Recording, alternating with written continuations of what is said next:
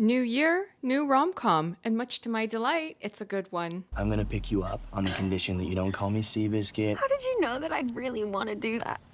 Because I know you. This one's it's for the girls. It's for the girls. No, it is. Hello, romance girlies. I'm LadyJenevia, and on my channel, I talk about entertainment media. This is my first film review of a new 2026 release, People We Meet on Vacation. Now, sadly for me, it's not a theatrical release. All of my regular viewers know I favor the cinema. I'm there all the time. But I also like to promote libraries. This is a library book that I will be returning after I've filmed this review, which is good because there are people waiting in the virtual library queue to read this next after me. I read this last year in order to do a source material video in the lead up to this film adaptation being released, which you can watch for further information on what's in these pages. I also have some other source material videos for upcoming film adaptations that will be releasing in cinemas this year. I watched People We Meet on Vacation, and I had a fun time with it, and then I reread the book to refresh myself on some of the details, and then I rewatched the film post-reread so that I could have a fairly well-rounded view of the material in order to be able to review it on here. Normally I can be quite picky about avoiding spoilers, but because this is based on a book, I feel a bit more flexibility to speak freely about what's in it. Not to mention, this is a rom-com, and it's not a rom-com that's overly pretentious in trying to subvert from genre conventions because it's being made by people who hate the genre and are trying to prove a point. You know what the end of this story is. Even if you haven't read the book, if you've seen the trailer and you know the premise, you know what the end of this film is going to be. You don't tune into a fun, bouncy rom-com and then act surprised by how that relationship ends up. This is an adaptation that's equally considerate of book readers as it is towards rom-com hungry movie viewers with a voracious appetite for new rom-coms that is hardly ever considered by the powers that be who have a say in what gets greenlit. Give us more romance and whimsy because we want to see it. I want to see it. Emily Bader and Tom Blyth deliver plentiful servings of both comedic and romantic chemistry in a script that maintains the highlights of the source material, but also injects an extra dose of whimsy. But when it comes to People We Meet on Vacation, when I saw which actors would be playing the central couple, I went, okay, this has potential. Let me go get the book from the library, and we will first cover the source material. Now, in watching the film, I can say that they made the right choices in how to approach adapting a book that does have a fan base. That's presumably why the book was chosen to be greenlit in the first place. They keep the premise and essence of the story largely the same. They also remove things that made sense to remove. Because of the difference between books and films as mediums of storytelling, it was inevitable that they were going to have to trim and consolidate things because a film has to abide by a runtime. Now, generally speaking, a lot of feature films tend to land somewhere in the realm of 2 hours. By the way, I wholeheartedly reject the notion that some people peddle about how it's an egregious crime to have a film that runs longer than 2 hours. My stance on that is that it depends on the film and filmmaker. There are plenty of films I love that run well above 2 hours. If it's done well and the work resonates with you, you will want to stay there for that full duration. It's a non-argument, and it's a fundamentally asinine argument. 2 hours being a sort of average or standard that most films accommodate is one that makes sense, though. Being that this is an adaptation that will be seen by plenty of people who haven't read the book, I'm mostly understanding of the details that were removed in the adaptation process. It would be impossible to include every detail of 12 years of friends to lovers that gets presented in the book, plus all of the other details about Poppy and Alex's backstories that take place before they ever met, things that inform you of further information about who they are, why they behave in the ways that they do, the formative experiences that have shaped their identities, how they navigate their life and relationships, not to mention the will they won't they love story they've got going on with one another. If you really wanted to include all of those things, you would have had to do a limited series, and to be honest, I wouldn't want that because as a general tendency, I focus more on the film medium than I do on television. Emily Bader and Tom Blyth fully delivered on the rom and com of this rom-com. I laughed out loud more than once while I was watching. I was smiling a lot and just enjoying the love story that the two of them were playing. I think part of why I was so charmed by their dynamic is because it reminded me a lot of a very particular type of dynamic you see in comedy duos where you will have one character who is more silly, over the top, ridiculous. And then you have the straight man. And if you haven't already heard that term before in the context of comedy, it's referring to a type of character who tends to be more calm and serious, so that the more overtly comedic character can bounce off of them. The contrast between those two character types is something that helps to enhance the overall comedic effect. To give you an array of examples of this concept, we have Laurel and Hardy, Joe and Jerry and Some Like It Hot, Pinky and the Brain, and Keenan and Kel. Now, this doesn't mean that people we meet on vacation never allows Poppy to be serious or Alex to be silly, but oftentimes, particularly in many of the comedic interactions they have, that's the dynamic they have and the archetypes they play. And as someone who is not only irked at how few high-quality rom-coms are being greenlit nowadays, especially ones that get released in the cinema, and even more so the ones that give you an extra serving of the comedy portion of the rom-com, I was pleasantly surprised by the more comedic additions to this adaptation. I really wish this had been released at the cinemas though, because I would have had such fun watching this on the big screen. Another detail I love about this film is how colorful it was. I absolutely despise the modern films that present a washed out color palette and expect me to rate the art favorably. I do not and will not. Fix your color grading or I will not be showing up for the sequel. You're selling me romance, you're asking me to fall in love with this movie, and the way that Poppy and Alex are falling in love with each other. If the movie looks bad, it will automatically be a noteworthy deduction in my overall rating of a film. Do you know what's romantic to look at? The Technicolor era of cinema. Show me a colorful production design and wardrobe, or throw the whole movie away. Before I go into the spoiler section of this review, I need to take a moment to give extra praise to Emily Bader. This is nothing against Tom Blyth, he was also excellent, just as I expected he would be, but his performance is more understated because of the type of character Alex is. Alex is a lot more reserved, except when he's not. Much of what he's expressing has to be done in a more subtle way. It's in the yearning looks, everything that is left unsaid until you reach the point in the story when things finally have to be said out loud. And I've also seen Tom Blyth in other things. I knew he could do the part once I read the book.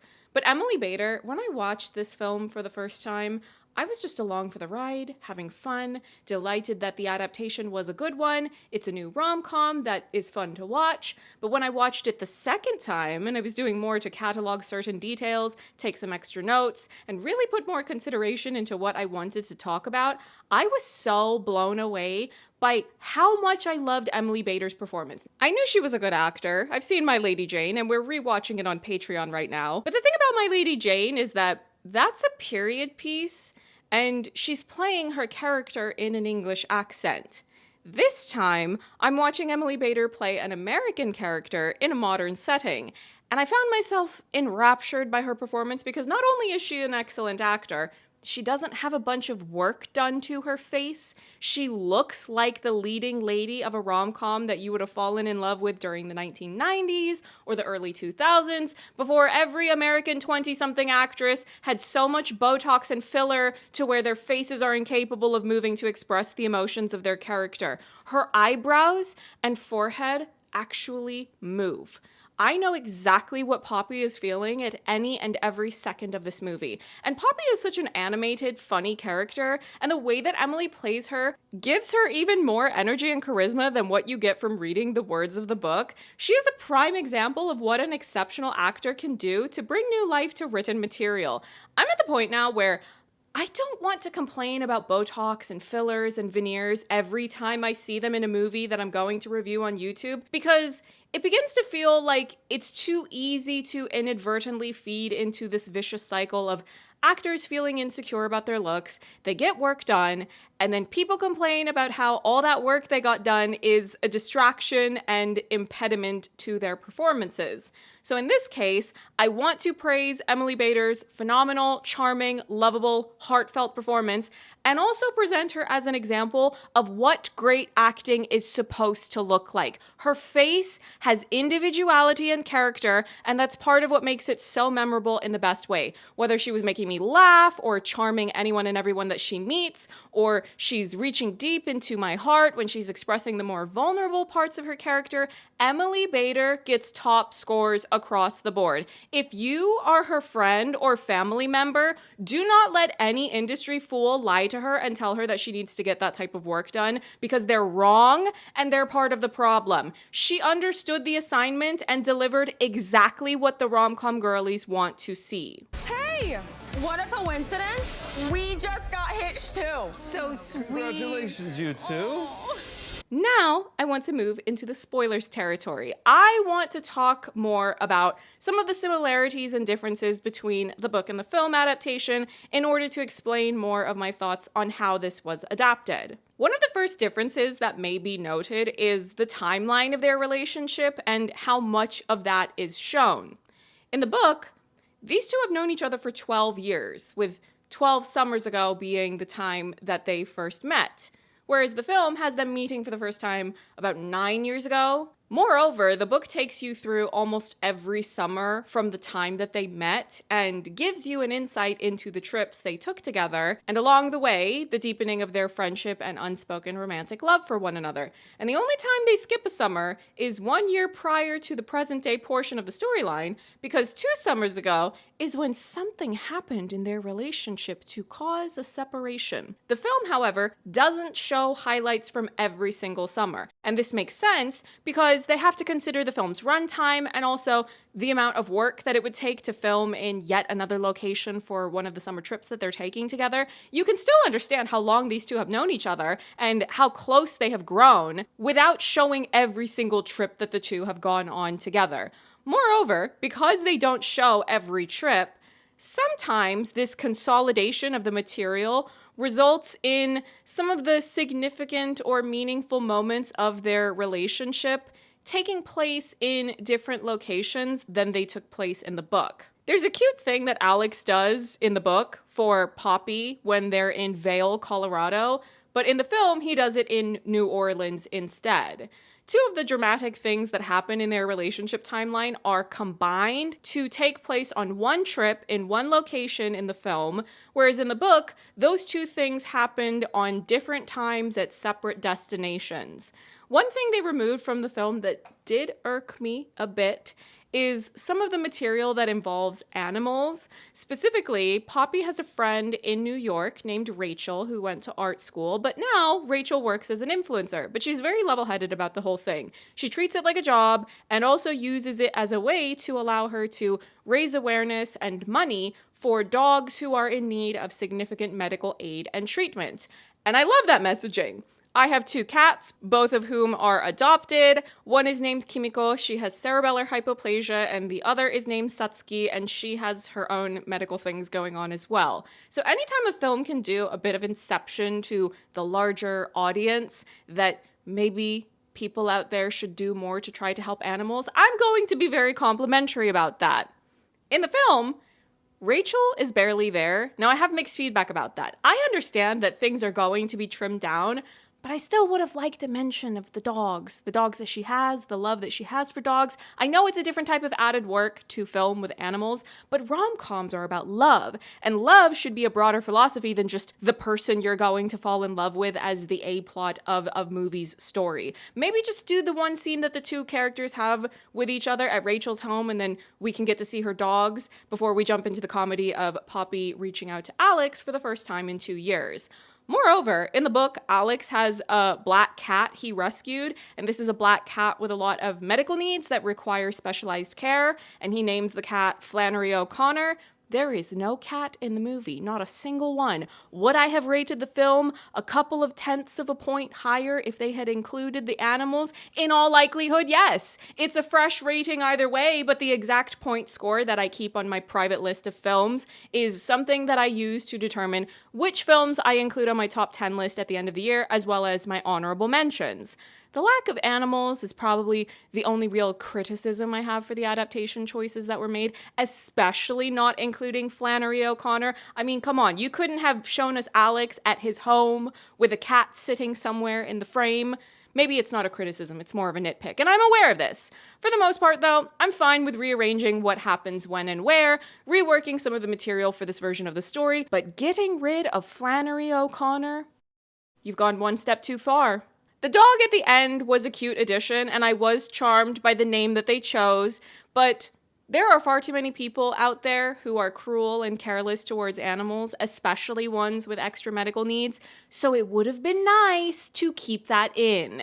And it would have stayed true to the larger message of the film, which is love. Now, I will just go through some of the film's other details. The stunt in the car, if we can call it that, a stunt, I loved that. It made me laugh. That was not in the book, but it's a good example of what I mean about this film adaptation, adding more comedy in a way that I really enjoy. A bit of physical comedy, slapstick, some sort of a stunt.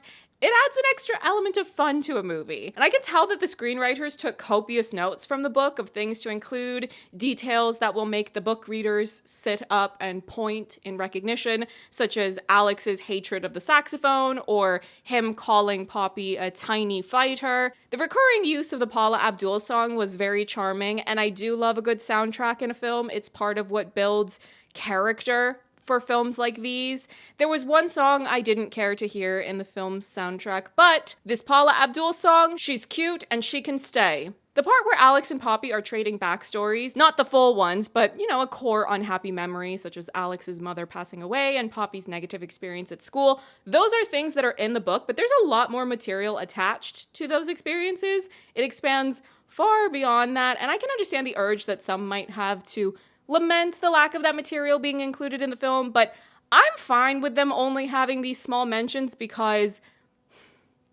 if you've ever watched something that's supposed to be a romance, but it proceeds to overstuff the story with so many other things that it becomes a detriment to the central love story, which is what the primary audience is there to see, that's not pleasant. And it can come across like you're watching romance made by people who don't actually like romance as a genre. People We Meet on Vacation, the film adaptation, first and foremost prioritizes the romance. So when you get these small bits of information, they do tell you something deeper about these characters so that you can have a bit more of an understanding of why exactly they might be hesitant to risk opening themselves up to each other in a romantic way and holding off on doing that for as long as they do. To an uninitiated audience, they don't know what's been left out in the adaptation process, so when you look at the story through that lens, the lack of information about their childhoods and adolescence before the two had ever met, that's not unusual. Most rom-com films, you don't get to know the entire life stories of the central couple. Following that point, they don't show you as much of Alex and Poppy's families as you read about them in the book.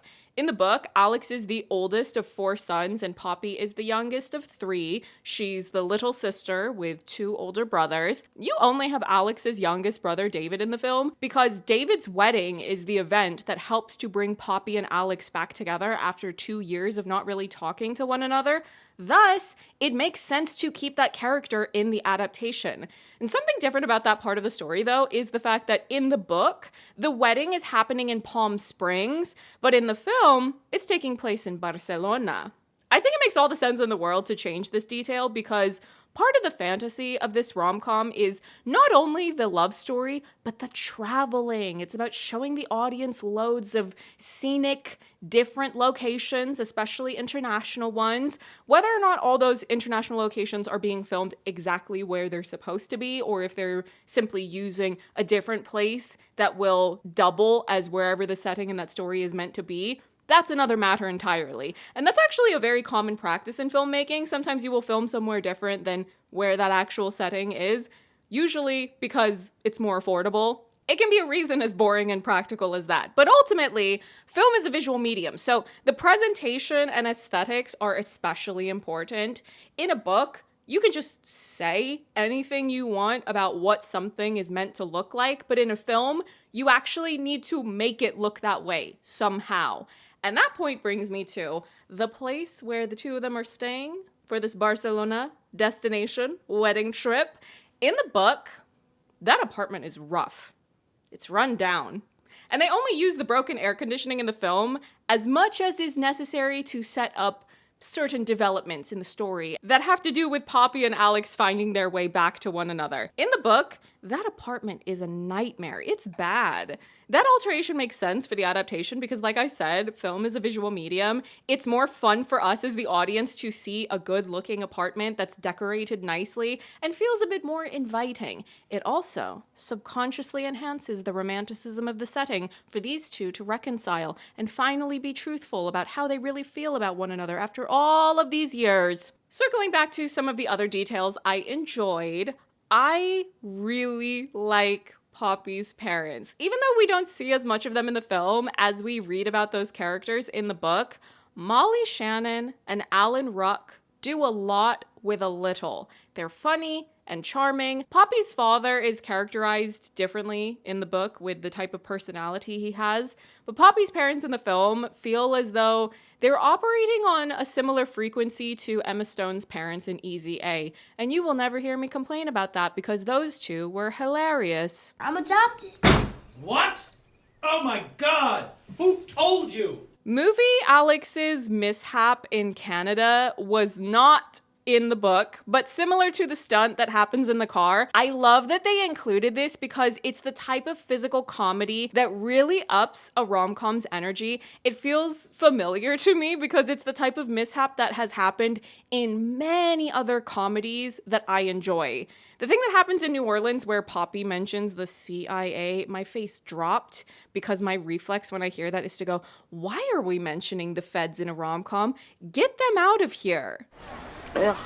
But then when Alex responds by describing them by saying, it's a lot of coups and assassinations, they won me back immediately. Who put that line in there? Because I do not recall the feds catching a stray in the book. I'm glad we're not watching a cop show. Gotta stop mythologizing the police, for Christ's sake. Come on. Should I do it? I'm going to do it. Here's a book recommendation. In Search of Enemies by whistleblower John Stockwell. This isn't a library book. I own this. And the government tells me that I am very dangerous. And the final bit I will talk about, I love the ending. It's exactly what a rom-com ending should be. Go get them, make your declaration, get back together. Emily Bader, I already complimented her performance, but I will praise what she did yet again because the emotion in her delivery, the frenzy of her trying to get her man, which is objectively hilarious when you remember that he will definitely be coming back, but lest we not forget she's in love and she needs to tell him, so let's go. They're both so charming and heartwarming and entirely believable, and I'm just so glad that a Netflix rom-com wasn't just okay at best. Would I have liked it more if I saw it at the cinema? 100% yes, and I think that's a very important message to emphasize when so many forces and naysayers are conspiring to bring about the demise of the cinema as an institution. But either way, this rom-com is fresh, it's cute, and definitely a good way to start off January. For all the talk that happens about January being the graveyard of the year when studios dump out the films they don't believe in, February's lineup of films is significantly more dire than January this year, so make of that what you will. Are you guys like a thing? Oh, no, we're just friends. Platonic, travel companions. Among other things. Stick around because I'm sure I will have plenty of things to say about the next film adaptation on my YouTube to-do list. It's releasing next month. That's the thing. He's white.